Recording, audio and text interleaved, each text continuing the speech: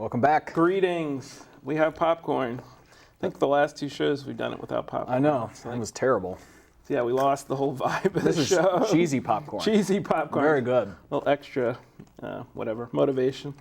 Well, we're back for a new season of... I think this is one of the only TV shows where people eat on the air. I mean, yeah, you might have segments on the Today where they'll take a bite, but we eat the whole thing. That's how cool we are. Exactly. That would be funny if they just had random segments where people were like, yep, just eating a power bar or something right in the middle of an interview or something.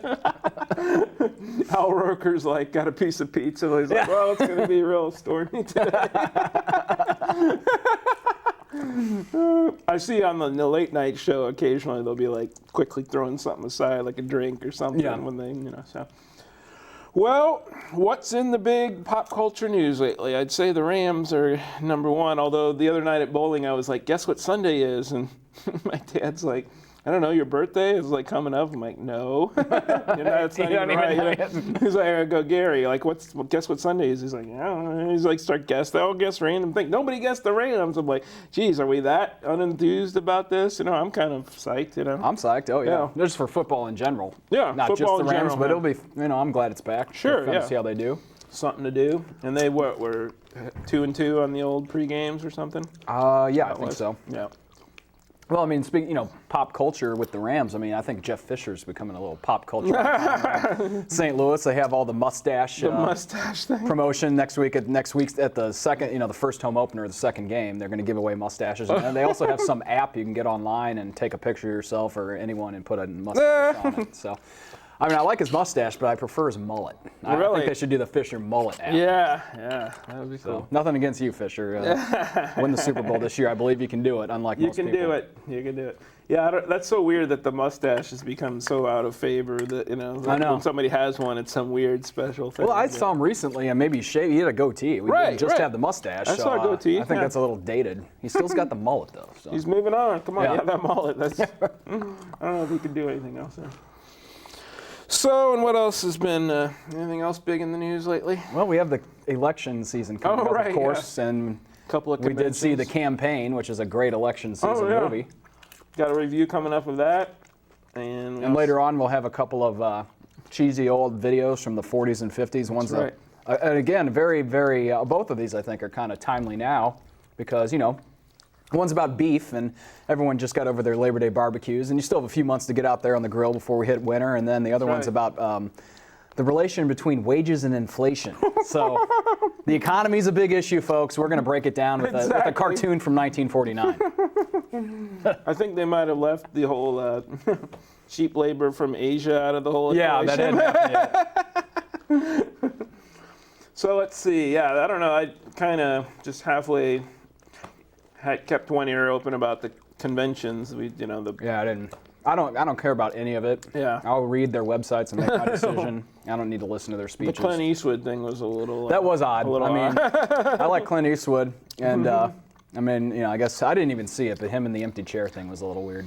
I guess. And I don't know how long it went on. I mean, it would be one thing if you got up there and screwed around for like a minute or so, but I think it maybe went on for like 2 or more minutes. And, that's, you see that all the time when you watch, like, and in those award shows, people are asked to go up there and maybe they ad lib, or maybe they just say the lines they're supposed to say and it's just awkward or whatever. Yeah. And sometimes when they're people as old as Clint Eastwood, they just stumble over the line. It just seems weird. It's like, why do it if you're...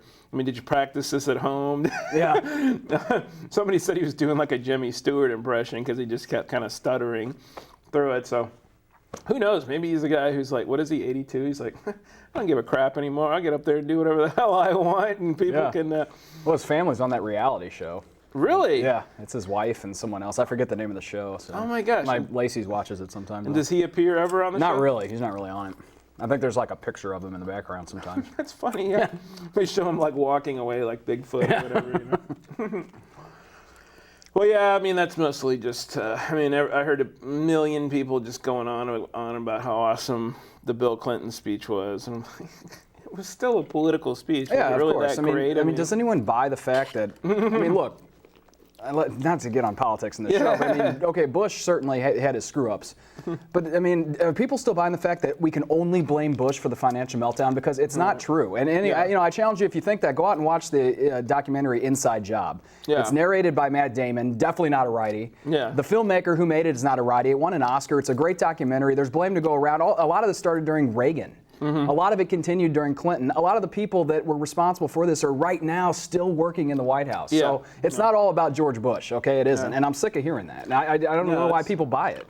I mean, Clinton deserves some of the blame too, you know? Exactly. And the ridiculous thing about all of it is that, well, first of all, like somebody like Timothy Geithner, what was he, the Treasury Secretary, I think? I mean, that dude was, I just watched a movie called, what the hell was it? Too Big to Fail. Yeah, and he's one of the characters in it, and who knows? I mean, a documentary, whatever you call it, a biopic or something. I mean, I assume they researched the thing, and I've just read enough about the guy, heard enough about the guy to know that he was one of the dudes that helped he was there when all this crap was going down. He was like part of the system or whatever. So I don't know why you don't get somebody who's maybe didn't think their way. I mean, that you watch these people in that movie try to think their way out of this problem, and they don't even have like bold enough ideas. There's like one guy who's like a low-level guy trying to say, why don't we do this, that, or the other? And I'm like, screw you, we're going to keep doing what we've been doing all along. So, and from what I've heard from all of this is that we now still have these huge monster banks that if something did go wrong, and we had something recently go pretty wrong with J.P. Morgan or whatever, they lost something stupid like $4 billion or something. That we would be in the same situation. So, if you somehow got us out of the problem, but then you still have a scenario where we could fall into the same problem again, I'm like, that's... Yeah, and of course, it's not all politicians, too. It's a bunch of these greedy people in Wall Street who are making bets on other people, I mean, like they said it in Inside Job, this is great. I mean, imagine if you could take out insurance on your own home. Imagine if you could go take out insurance on someone else's house. Like if I go insure a bunch of houses down in New Orleans, I know a hurricane's coming, those houses get destroyed and I get a paycheck. That's essentially what they were doing with all these other funds. So I mean, when you have stuff like that going on, bad things are going to happen. Really shady. Yeah. Well, and I do think, I mean, politics is, I'm just amazed that like nobody's really gone to jail over this stuff that I've heard of. Yeah, but there is, really nobody. Nobody, I mean, It's not like, at least with the Bush, you had that Enron guy, Ken Lay, go to jail. Yeah. But I do think it's interesting that we have all these documentaries and like, fictionalized accounts. What we have just, and like Bruce Springsteen has a song about like, they brought death to my hometown. So I thought, well, at least somebody's like making, getting at them in the, like names are being named in some of these things. And so that's something, I mean. They'll still get to live their lives. And probably be rich bastards. You'll bankrupt millions of people, and then you'll get millions to go, your golden parachute to fly off to your little island or wherever you're living. So wouldn't it be nice? Wouldn't it be nice? Yeah, if you could just totally screw up and they go, okay, you got to go, but here's your $50 million. Yeah, right. How does this happen? So, I guess just in Cardinals, of course, plugging along. Hopefully they'll make the playoffs. That second wild card, and that does make a difference, and they're in it. So let's just hope they can plod on through September. Go Cards. Well, let's talk about the campaign. The campaign. Yeah. As I lick my cheese. Disgusting show we're doing here. Well, it stars Will Ferrell and Zach Galifianakis, and who else? Dylan McDermott's in it. A couple other people. Yeah. John Lithgow. And Dan Aykroyd. Who I love me some John Lithgow. One of my favorite actors. Yeah. It's a great film. I mean, a lot of immature humor. A lot of, offensive and raunchy humor. You all right? I got some water. It's okay. We know the plot. It's basically Will Ferrell is going to run unopposed, and the evil. Let's face it, they're the Koch brothers. That's who they're supposed to be. I find it too. Like I always saw their name in print, so I thought it was Koch. But I mean, the people's name in the movie, the two brothers, their name rhymes with Koch, right? So that's not a mistake. I mean, of course. So they come in and put up old Zach Galifianakis, his character, to run against Will Ferrell unopposed, so they can bring in some Chinese factory and make a bunch of money. So that's basically the plot. But throughout it all, it's just hilarious. Their ads are great.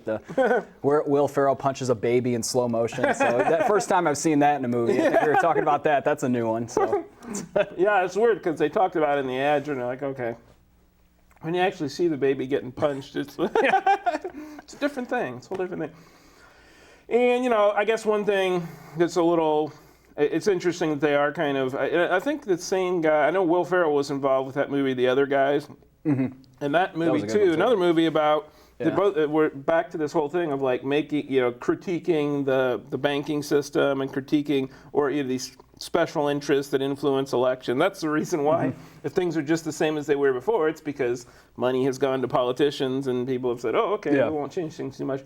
But I remember at the end of The Other Guys, they like threw up a bunch of like statistics and stuff. It's like, okay, now that you've laughed for 2 hours, we're going to educate you about the financial collapse and all this stuff. And right. So I guess that's the thing that Will Ferrell is like, he's thinking, I'm not just going to do the Anchorman stuff anymore. Well, he's going to do a sequel to that too, but I want to make people think about things. And I don't know, I don't know if it had the same director, but this movie too had that kind of vibe of, well, it's like it's set in the real world, but of course some of the things that happen in the movie, like there's no way that would, you know, there's been some pretty bizarre ads in the real world. Yeah, but some of these ads are, there's never been ads like Will Ferrell's basically puts out I like it, he has a sex tape / political advertisement that he puts out. Yeah, I think that would be a political suicide, as they call it, if you really did that. That was hilarious, though. Yeah, and so, you know, you just have to, obviously, you're like, okay, we're in some alternate world with this stuff. I mean, because no TV station would put some of this stuff What I thought was kind of interesting was that they both made an appearance in St. Louis back in August before the movie. Oh, yeah. Yeah, and I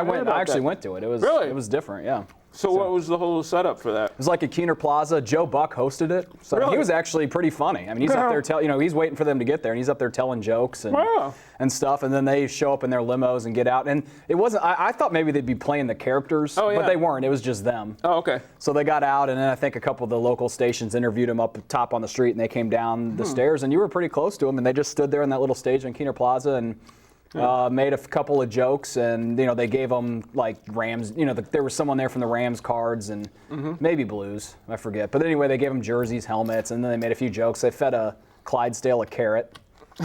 And that's a weird idea. It was weird, but you know what? I mean, I'm like, why not? We went downtown, had dinner, and schmooze with the people. Yeah. I don't know. Your idea sounds better though. I don't know why they didn't just do that at least for like 15 minutes or 20 minutes, do a mock debate or something. Yeah, that's what I thought it was going to be. People wouldn't get it. Yeah, probably not. So, and then someone gave Zach Galifianakis a cheeseburger from Hardee's. Like, they passed it up through the crowd. He asked if anyone had a cheeseburger. Someone, I guess, just visited the Hardee's that was right across the street and happened to have one, so. Here it is, one of our finest St. Louis burgers. Yeah, and then he said, does anyone have a cheeseburger that's not from Hardee's? You know, so, yeah, you know. What would be if you gave somebody like the awesome St. Louis burger, do you know where that would be from? There are probably a couple places. I mean, O'Connell's Pub has a good one. Blueberry Hill has a good one. I think either of those two would be fine burgers to deal. Attribute to St. Louis. There you go. Well, folks, upcoming, we've got some weird instructional videos from, I know one's from 1960. I'm not sure. Is it? The other one's probably about the same. The beef one's 1960. And I think the don't play or why play leapfrog? It's about inflation, prices. They leapfrog each other. That's from 49, I believe. 1949. So a little bit after the war, you know. There you go. All right, folks, we'll stick around for more fun with popcorn.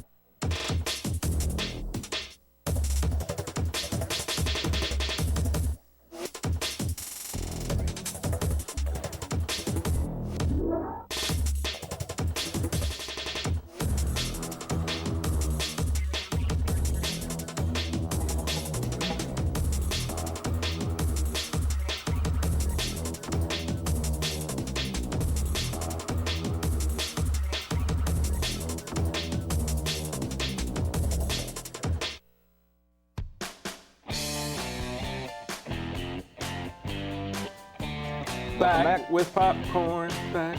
I'm gonna make up a song. We should have a theme song. Back with popcorn. Well, our first video here is called "Why Play Leapfrog." And then the second will be called, we're just going to run them back to back, Beef Rings the Bell.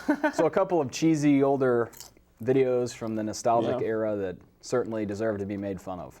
And I don't know how we're going to, I know with the second one we're going to cut in periodically. I think with the first one's short enough that you might just see us there the whole time. I don't know if there's a long drag where we don't say anything. I guess we can cut that out. But yeah, well, you might see us in the bottom just sitting there. Little just faces. sitting there, just going, Weirdos out on the screen. It's only like 9 minutes long. I guess you can handle looking at us for that long. Yeah.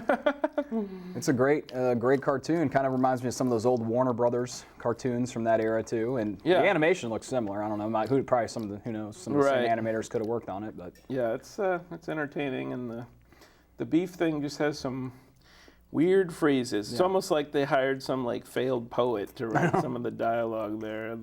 I like how they then they have like a bull or something. They call him the approved sire. Yeah. Is that like your title when you're I think so. Approved sire. But as our station manager Tom wanted to point out, that's not the way they do it anymore. Now I think it's all artificially. Oh. So I don't know if the sire might be out of work, just like the guy in the leapfrog video will soon be, because they took even that little enjoyment out of the project. I saw this Colin Quinn video where he's like, what is the religion? Is it Hinduism where they worship cows or something? Yeah, I think so. Like, sacred. Anyway, his whole point about it is like everybody else in the world just totally like beats the crap out of cows, or just. And he's like, you know why? Because cows. They just don't, everybody else, like even in the animal world, they're trying to do stuff. Cows aren't trying to do anything. Yeah. They're just standing there like, I don't give a crap. Well, you want to put a little bell around me? That doesn't matter to me. I'm just going to stand there and eat grass. That's it. That's all I care to do. All right, folks, we'll stick around from those videos and we'll say goodbye when it's all over. Yeah, these are educational, by the way, too. This is an educational show. Remember that. Learn something. Yeah.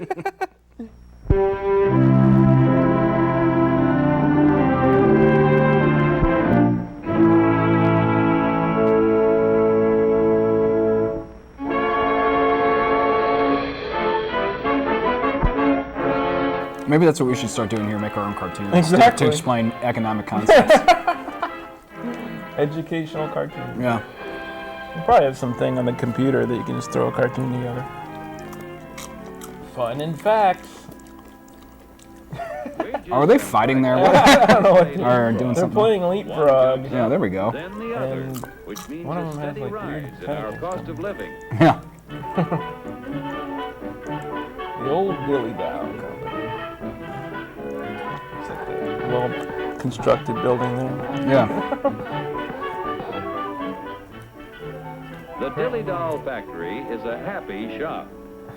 But Joe, our doll painter friend, seems to be a little down in the mouth, which even shows in his work. Aww. Dude. Sad dolls. You're screwing up the doll. Joe is pretty discouraged because the high cost of living makes it harder and harder to make ends meet.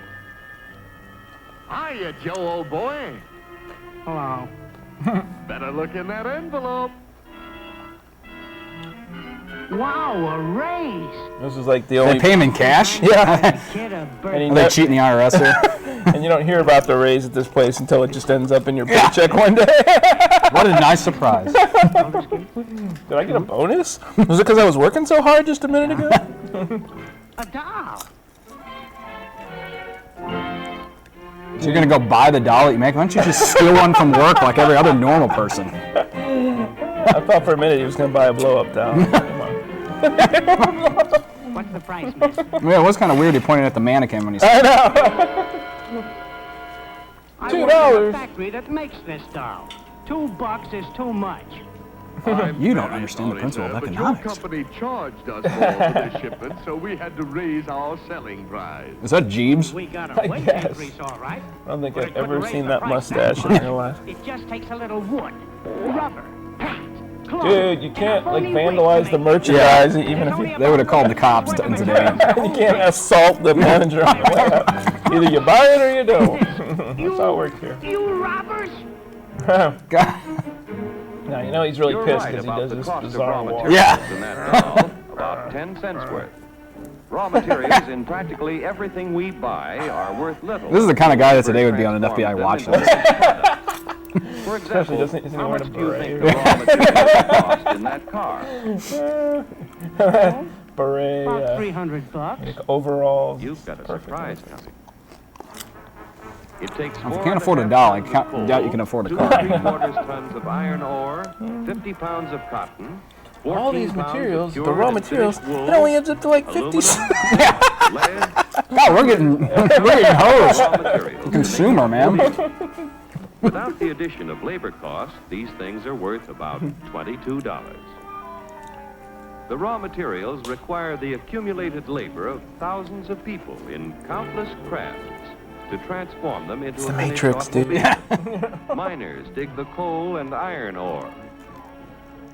Railroad and maritime workers transport these materials to the steel mill, where workers convert the ore into finished steel. What was that? The wages of That looks railroad safer than workers add Yeah. to the value I always like how of these steel places have like that is 5 different exported pipes. to Don't you really automobile only need factories. like one exhaust? Yeah, seriously. The cotton that goes into a car accumulates labor cost from the farmer who tills the soil, from Chewing on that workers straw. who sow the seed, to raise So how are the you supposed to cotton. do that job? Just hope they grow. Just throw Wages paid to other workers add to the value of the cotton as it is moved from the field to the cotton gin. Eli where it Whitney, is he changed the processed. course of American history. Other workers One thing I remember from transport grade the school cotton is to the There field you go. The wool that is used to make a car is worth little. while Ah, it's the still on sheep, no care in the world. Life's When the great. labor Hope cost nobody of a cuts sheep me. shearer is added. The value of the wool increased by his wages. A little cooler now. When all of the parts and materials finally reach the factory for Aren't those assembly, cars running head into each other? They're both coming in the same way. I must mean, be added There's to a the secret price. little thing vectoring now.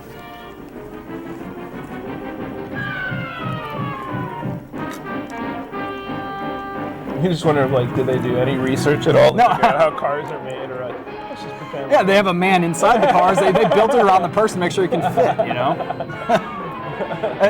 And are they all still in there with the paint? Oh, okay, they are. Yeah, they're all dead now. Yeah, This was before labor laws and the EPA. exactly. In the $1,500 Or they stick some automobile, giant hood ornament on there. indirect labor costs add up to approximately $1,200, or over 80% of the selling Love me some pie price. chart. That's before taxes. Looks And like what Pac-Man happens right to the there. other 20% or $300? Raw material cost, $22. Profit to producers of raw materials and allied industries, $89. Profit to part manufacturers, $47. When it Profit comes to to local all this dealers, stuff, the car company actually only Profit makes to car $2 off the manufacturers, car. $65. That's why you can really believe the salesman. You're killing me. I'm not going to be able to feed my kids. The cost is $1,900. It's $2 and I only get a quarter of Yeah. it. Come on. Like the dolls you make, an automobile has a low raw material cost and a high labor Looks cost. like this narrator shut him up a little bit. Right? He's not doing the angry walk anymore. Oh, yeah? Walking with both hands in your back pockets, which nobody's ever done. We'll start back at the farm. I don't know why he's like, well, how much does that cost? I was like, okay, here's another question we can answer for you. Has to include the labor cost in producing the feed, in building fences, and constructing housing for our Oh, wait a animal minute, there friends. was a trap there. It takes a lot of costly What do they care call to it? Right, get look, Bully Manny Boy Petty. ready for the Billy market. something. Wages have to be paid to railroad workers who provide our friend with right, care first and class. courtesy on his way to Reading the Wall Street Journal. Something's off about this preparing whole Bully trip. Boy's Academy for the butcher shop. It's not going to end in me Monday, getting too. totally vivisected. The family butcher figures in his wages every time he sells a thick, juicy steak. Forgetting taxes for a moment, If you the can labor see through the cost steak, in a dollar it's worth of totally meat healthy. adds up like this. Workers raising beef, 24 cents. Transportation I got workers, to see 1/2 AC. cent. Packing house workers, 42 Half cents. cents. Meat Whoever delivery calculated drivers, something about 1/2 half a cent. cent. Like Butcher gas, shop it's always workers, whatever, 18 one, cents. 379, true. 9/10. Yeah, So that's true. come To on. the retailers, Say 380. packers, allied industries, and to the farmers and ranchers. Most of the things we buy accumulate direct and indirect labor costs that add up to 85% of the selling price before taxes are added. Generally speaking, a wage raise means a corresponding rise in prices, unless productivity is increased proportionately. What do you want, a guy with 4 arms? 4 arms? Maybe I could create a mutant version of myself with 4 arms. Say, I got a sensational idea. And I'm going to tell it to you in sign language. Yeah. Winter and management must work together to develop new And I'm going to ideas respond to your and idea in techniques. sign language.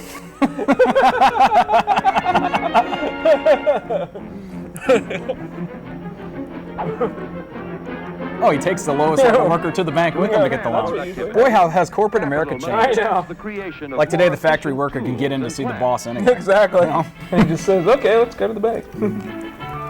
What they don't mention is they fired 2 of the guys in Exactly. the first part of the video because they made all this. So now we have 2 less Yeah. guys. Now we can raise your salary. You can go buy the doll. The production of more and better goods at lower Yeah, I've tried that with cost the chalk. It doesn't. Yeah, I means that don't when think you get a wage raise, it's a real raise. A raise. A raise! Oh my gosh. I can finally buy that blow.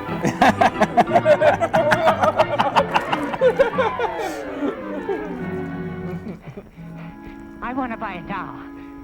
How much? Have they ever mentioned why he wants the doll? Does he have kids, or is he just Yeah, some kind no, of he was weirdo? buying it for his kid, Okay. yeah. But you can I buy mean, more He doesn't just like hold the doll at home and stare at it.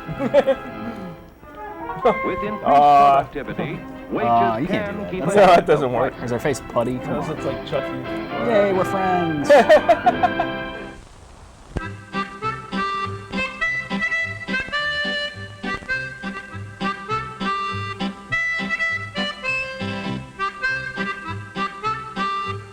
The cook shack. The S was backwards, so I guess it means a cow wrote that. Right? Exactly. I like this. Okay, are they trying to say here the cow is calling dinner to eat other cows? Isn't that how you get mad cow? I don't want that. Behind this whole cow industry, there's an intelligent cow running big. He sold out his own people.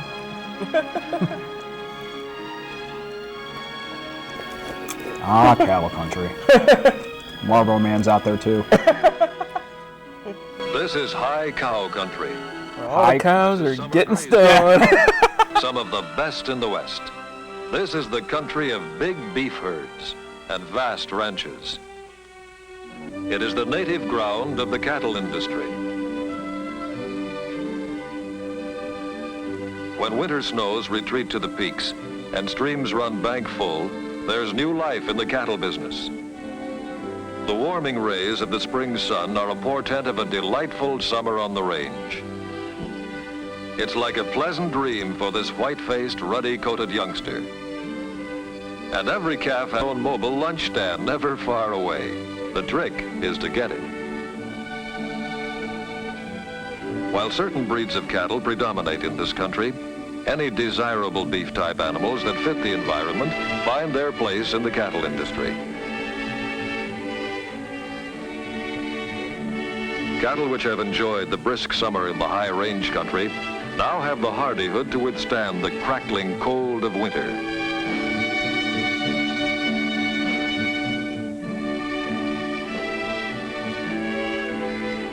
Winter or summer, the cattleman never relaxes his vigilance. Every season of the year brings special chores, and a little extra care now may bring extra dividends later on.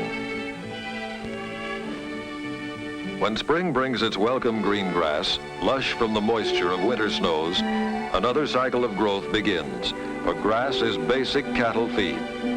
The animals harvest it themselves and convert the nutrients and vitamins into generous frames as they grow, frames that will carry the forthcoming load of meat. Living proof of the value of good breeding is this fine youngster. She owes her heritage of excellence to a proved sire, whose ability to transmit his quality to his offspring is established. Much of the responsibility for herd quality rests on the range bull. He contributes importantly to the production of superior offspring, of profit-making capabilities. On more than 3.5 million farms and ranches, ranging from a few acres to many thousands, the spirit of the Old West comes alive. The cowboy and his horse once more live the busy pattern of cattle care that early summer brings.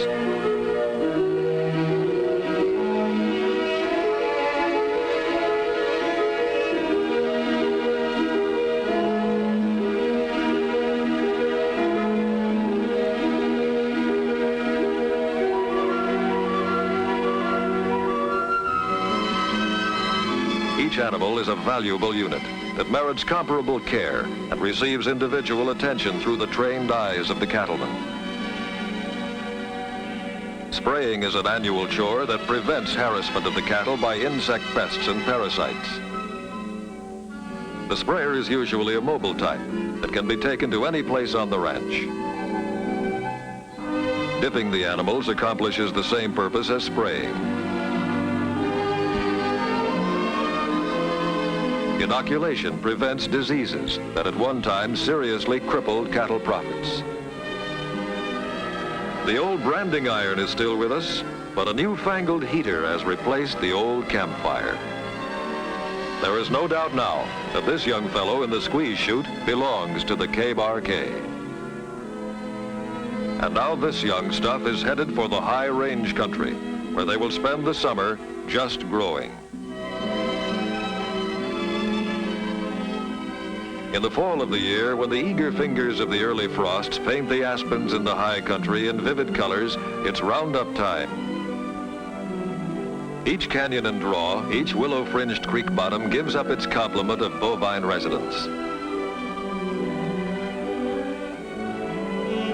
Spindly-legged calves no longer, they are much larger, deep in body and well-fleshed from an undisturbed summer on range grasses, almost suggesting a ghostly symbol of the herds of the old Chisholm Trail. An ever-growing stream of cattle are headed in a single direction, to market.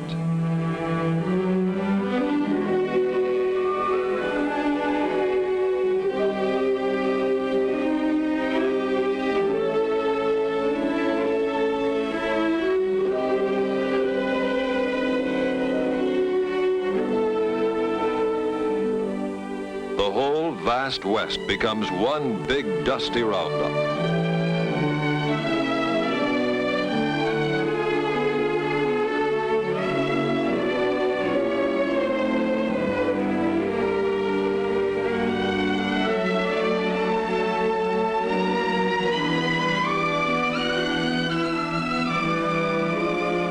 Quality begins on the ranch. Superior cattle and careful scientific handling combine to make today's beef animal a unit of measured value of real proportions. Where the cattle drive of the Old West saw almost half of the value of the herd vanish during the long trek, today's short drive to a nearby railhead results in little or no shrinkage. Ready to move at dawn, the herd is fed and rested in a holding pasture for the night. When the first crimson rays of the rising sun tint the eastern sky, men, horses, and cattle are on the move. Destination, the railroad.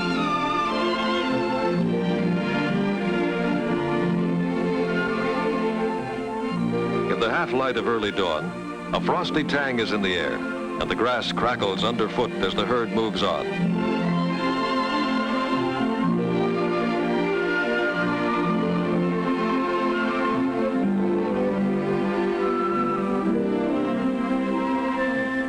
The air is filled with the shouts of the cowhands and the muted lowing of steaming cattle.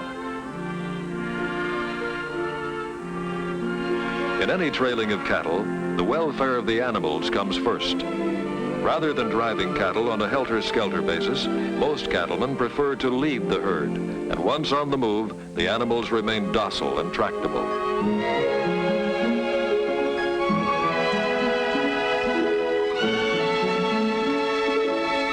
Cows are marching. To their death. To their death. They don't know it, but They're loving life. Hey, is that cow looking at us? gives you a nod. What's up? Props to my Those people. familiar with it, a feeling of ritual accompanies the movement of the cattle. A ritualistic surge back to the old days when a cattle drive was not just a commercial enterprise, but was a moving page of Western history, written in the dust stirred by thousands of hoofs. Arrival at the railroad stockyards is the signal for activity of a different nature. In this case, where the cattle are sold to a buyer at the shipping pens, they must be recounted and weighed to determine the total due the rancher. Gentle handling to avoid bruising and damage is still the order of the day, as the cattle are directed through the pens and loading chutes into the waiting stock cars.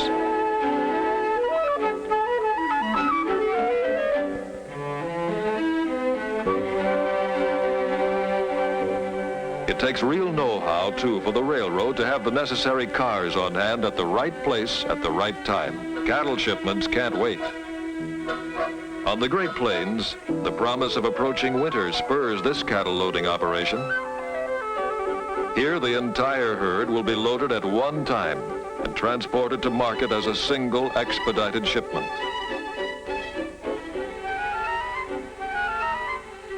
The moment that the last steer is loaded, the train is ready to move. Long years of experience in serving Western cattlemen have made Union Pacific an unexcelled mover of cattle to market centers. Livestock trains operating on fast schedules supply efficient transportation at a time when hours may mean profits. Cattle marketing centers are strategically located, and Omaha serves a large western area. Its holding pens have handled more than 100 million cattle since its founding over 80 years ago. And here's our livestock train, right on schedule. Early morning arrival. First, the cattle must be penned, watered, fed, and rested. Simple steps in an otherwise intricate pattern of procedure.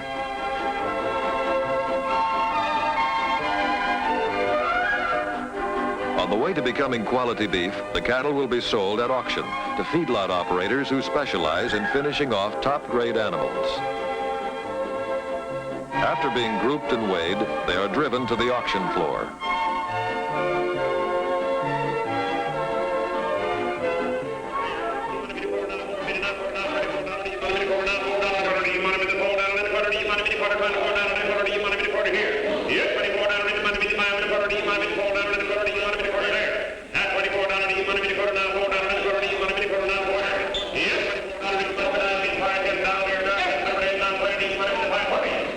About a quarter and a half, about a half, about a half, and thank you. Now 75, about 475 and 25, thank you. Not quarter. Yeah, 25 and a quarter and a half, about a half and a half. Yeah, 50, now 60, now 5, 60, minimum 60, 70, minimum 5, 70, 80, minimum 580 there. Yeah, 25, 70, minimum 580. Yeah, 75 and 85, about 90, minimum 590, minimum 25,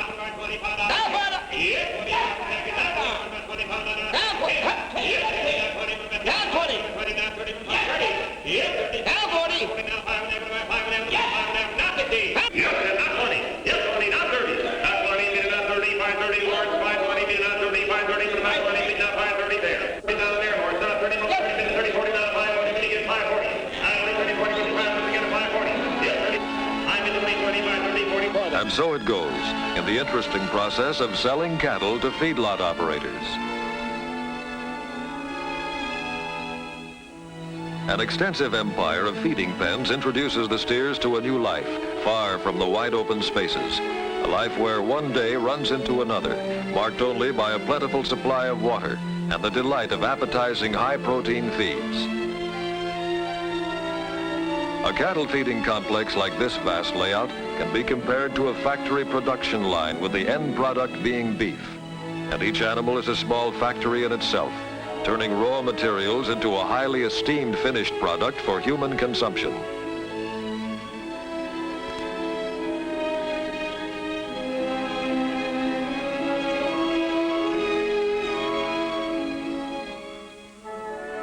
Integrated with the feedlot is the mill, where specialized diets are formulated and mixed. The subject of animal nutrition has won the attention of some of the best research brains in the country, and vast new areas of nutritional science are being opened. The controls exercised by the laboratory will be reflected in the quantity and quality of beef produced in the feedlot. The cattle industry has welcomed new nutritional... This is back when they had the CSI guys working on cattle. I was going to say, it looks like Breaking Bad. Is that a meth lab? It's Walter White and Jesse in there. That's the cover. They're in the cattle lab. Is he dusting for prints?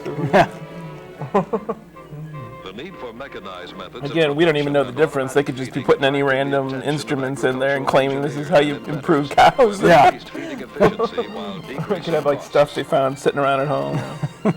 More efficient methods result in delivering the feed to the cattle in measured quantity at the proper time. Another important step in the production of good beef.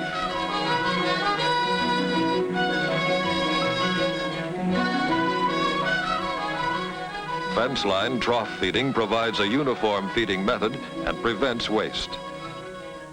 There's a place at the table for every animal to eat in undisturbed comfort. With various kinds of grain stored in glass-lined steel silos, this completely automated, centralized feeding layout is the culmination of a dream, where through push-button control, stored feeds are ground, mixed, and transported to the cattle feeding troughs by an auger system.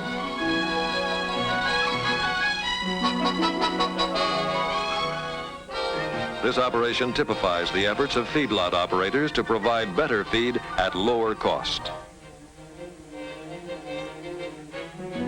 Although many processing plants are located near metropolitan areas of consumption, there is a growing trend to locate plants in areas of supply. To ensure quality for the benefit of the consumer, federal inspectors examine and certify each carcass at the packing plant. Beef, like other meats, varies some in quality. Inspection and identification ensures that each carcass is placed in the proper grade. By this means, when the purchaser buys choice beef, he gets choice beef. And if a lesser quality is satisfactory, it is so identified. Grading is based on the qualification of the entire carcass, and labeling is done in such a way that each cut will bear the mark of the grade.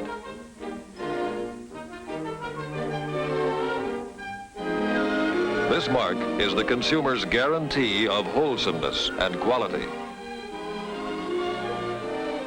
Possibly no one has done a better job to cater to the consumer's taste and demands than the packing industry. Consistency of quality, convenience features, and emphasis on tenderness are paramount points followed meticulously by the packing industry. The history of meat packing is a story of steady advancement from its very beginning. Marked progress in the industry results from improvements in mechanization, advances in refrigeration, and important developments in refrigerated transportation. In spotless, temperature-controlled, mechanical refrigerated railroad cars, wholesale cuts of meat, halves, quarters, and special cuts are transported from packer to retailer. Distance is of no concern. Today, a pound of meat travels an average of 1,000 miles from the open plains to the kitchen range. To provide more flexible service to the retailer, specially built refrigerated trailer vans are equipped to handle meat and are an important factor in fast, modern transportation. The flexibility of the trailer van at points of origin and delivery is supplemented by the dependability of the railroad for the major haul, and represents a real improvement in an expedited refrigerated transportation service.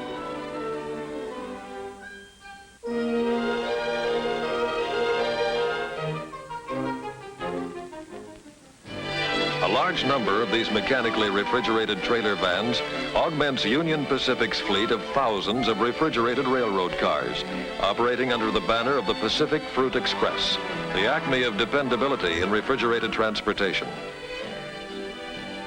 The last link in the chain of production is the retailer. On his knowledge of cutting rests much of the success of the meat business.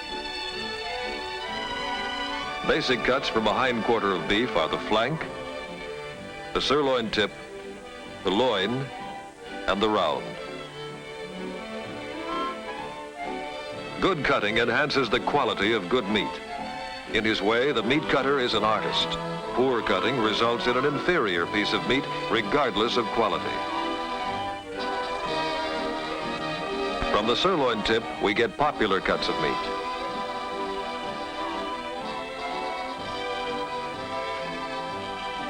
Attached to the flank is the suet, a byproduct. From this end of the carcass comes stew meat and ground beef, both good American family standbys.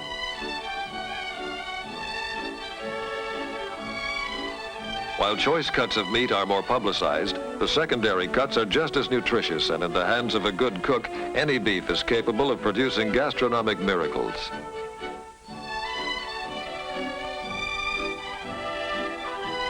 In the loin are the top cuts, the porterhouse, T-bone, and sirloin.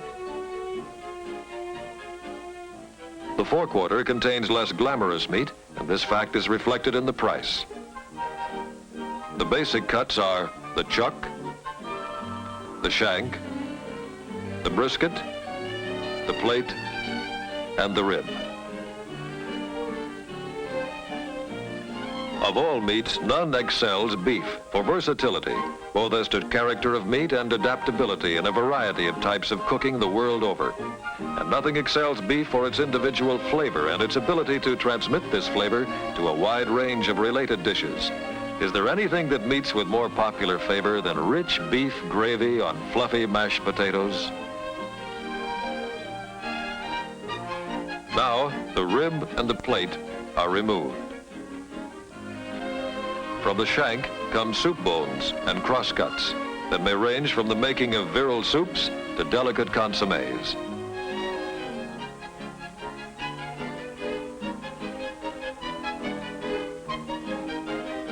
Next comes the brisket.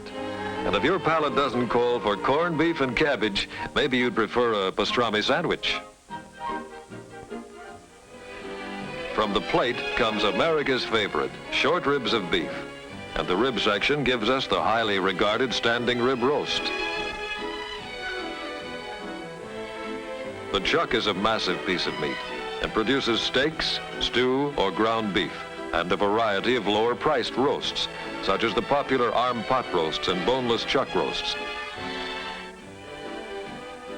All the roasts are noted for fine flavor and are best cooked by moist heat. It takes long cooking to bring out the excellent flavor and good texture.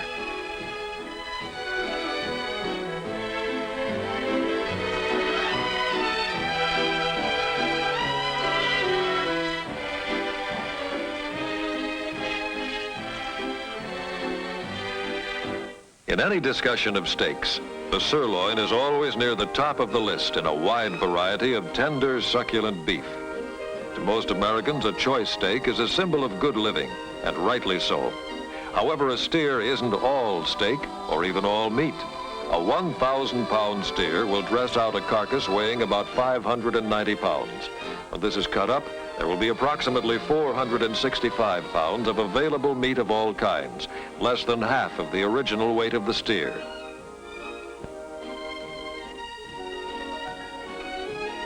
Here's another American favorite, lean, juicy round steak, rich in protein and nourishment. Some people enjoy round steak broiled, but many housewives prefer to prepare it as Swiss steak. The round also makes top ground beef. Modern meat merchandising involves individual packaging of individual cuts in a transparent wrap.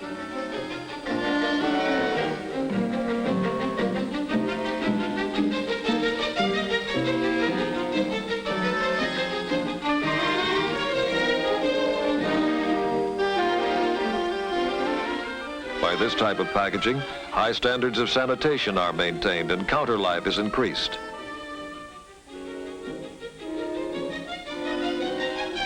Each package is weighed and priced accordingly.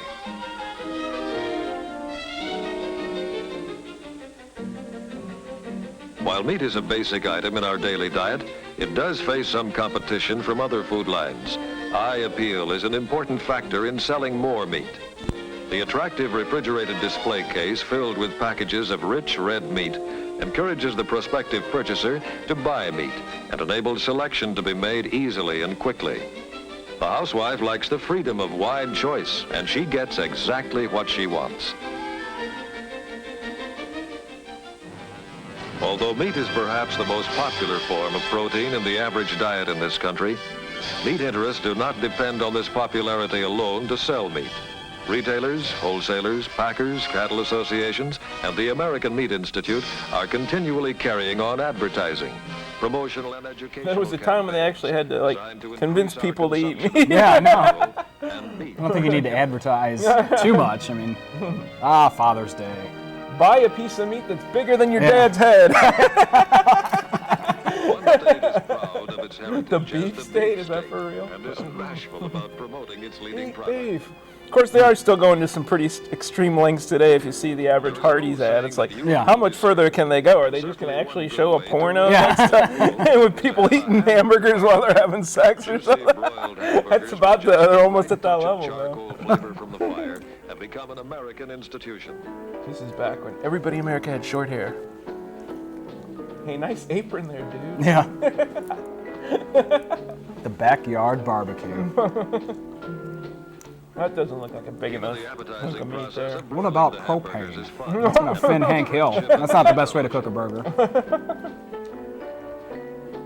What the hell? What is that? Did the guy from the doll factory come up with that idea? Yeah, exactly. Don't burn your hand. If only I had 4 little things that were shooting out at the same time. Just the elegant aroma of that ground beef picking up added flavor. Yeah, that's what you want to do. Put your head near an It's open like flame. it's like wine. You have to breathe it in first. Swish it around in your mouth a little.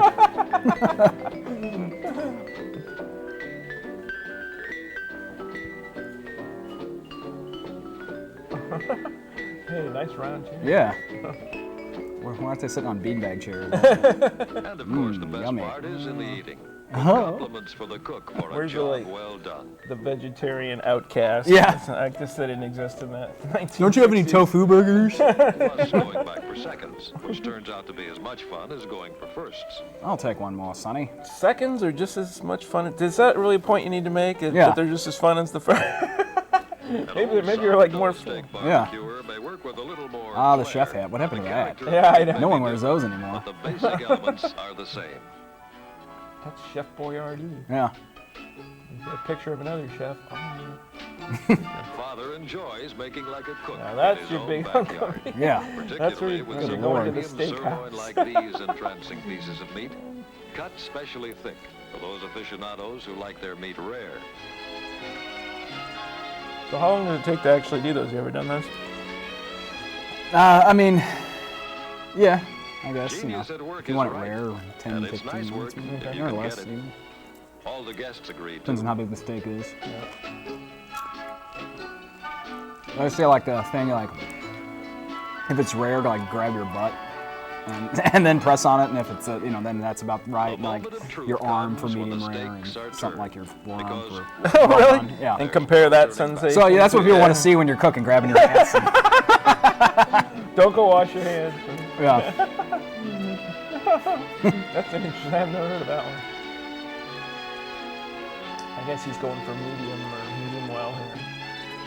I do like a good steak. I do like it rare. Really? It's easier to chew, and I think it just So just flat out rare? it kind of melts in your mouth a little too Yeah. if it's a real good cut of meat. I saw a dude get one sometime. It looked freaking like that one thing for the other video, translucent. It was so rare. I'm like, dude, that looks like meat jello at this point. And I understand people don't want the real, real rare center, but I mean, people go well done. It's so chewy. I don't care You're how right. you can even eat it. Yeah, I'm not. I definitely want, I ordered medium rare.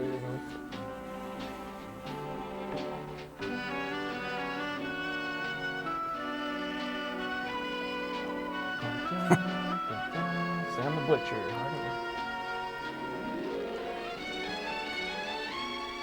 Just leave it up to the chef. He knows when he's got a good thing. I guess he really does. ring the bell. Nice salad and baked potato. I know. Gotta get a little greens in there. Yeah.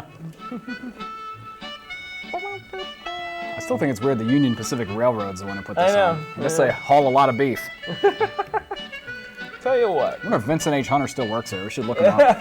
He's making, French films now. About beef. Yeah.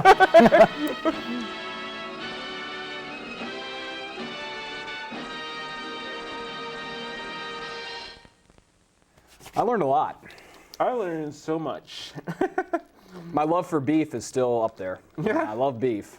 Love me some steak and burgers. Although, and that looked fine to me, I guess. I don't know. I mean, I don't know if they would still, you think people would watch those videos today? I know you definitely don't want to see the pink slime part of the process. No.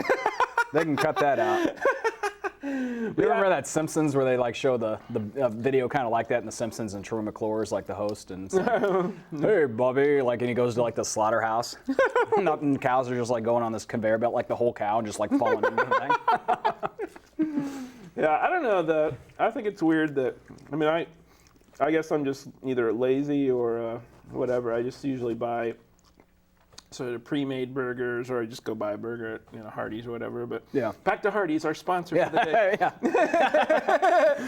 If you want a good burger, check out the Hardee's in Hillsborough. I mean, I think it's cool, like, oh yeah, I'm gonna go buy this and fry it up for dinner, but I don't know, the way they describe it, like looking at, does that really, I don't know if that really looks all that appetizing. Big red slab of something, does anybody go, that looks awesome? You know, it's only when you cook it that it looks awesome. I guess there's plenty of stuff like that where it looks like nothing before you cook it, or it looks like gross slightly, but that's just my impression. Maybe you totally get it Oh, it's right. one of those things where it's good to eat, but yeah, you don't want to see it made. Yeah. You don't want to, and yeah, even looking at the raw. And the redness of it, product, I mean, like, yeah. aside from like apples or whatever, who eats food that's like that red, you know? It's Right. a little strange. But Yeah, the meat. I mean, maybe like strawberries, raspberries, but my you favorite start line eating the though meat. is the whole thing about how, you know, there's the high cuts meat, they get more attention, but the secondary cuts are just as good, and in the hands of something like a good cook, they can produce gastronomic miracles. I know. That's Like, a poet. really? You said I think they hired a poet. But that's good stuff. That's it's a miracle. I can't believe this burger. And that dude at the end, like the cook, is like, he's eating like I think he's like in one of those contests, like, can you eat this in an hour? Like his whole plate is just one big thing of beef. Those are some big cuts of beef. They were. But you know, that's what made this country great. Great, yeah. Well, I do think there is a thing to be said too for just that. Apparently, like with protein or beef consumption over the years, like that's why we're bigger, or not just bigger, you know, fat or whatever, but like taller. Mm-hmm. The whole reason, like, we're not 5 foot whatever 6 anymore on average, or 7 or whatever it was in the 40s, is because we've been loading up on some protein there. That's right. High protein diet. That's how you bulk up. Yeah, so if you like how tall you are, there you go. That's why it happened. All right, folks. Well, we've enjoyed having you in our humble studio. Yes, thank you for coming. And next time, we'll do something else. Yep. Maybe some other people will be here, new faces. Who knows? We'll get some bums off the street. If we can find them. Bums out there, see me. All right, folks. Well, remember, till next time, Keep popping, Colonel. Go Rams. Go in.